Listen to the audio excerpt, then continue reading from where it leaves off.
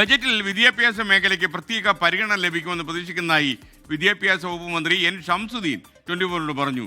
കേന്ദ്ര സഹായം പരിമിതമായത് ആശങ്കയുണ്ടാക്കുന്നതെന്നും മന്ത്രി കൂട്ടിച്ചേർത്തു.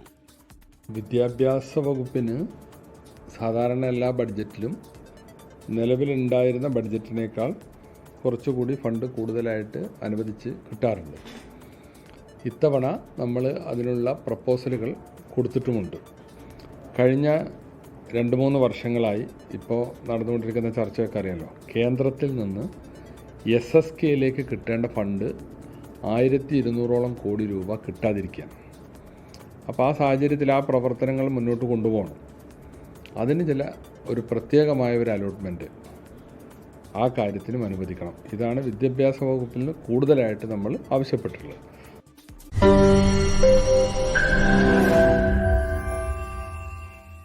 ലോകത്തെവിടെയായാലും ഏത് സമയത്തും 24 വാർത്തകളും ഓഗ്മെന്റഡ് റിയാലിറ്റി പാക്കേജുകളും എക്സ്പ്ലെയിനറുകളും വിശദമായി കാണാൻ ഞങ്ങളുടെ യൂട്യൂബ് ചാനൽ നിങ്ങൾക്ക് സബ്സ്ക്രൈബ് ചെയ്യാം.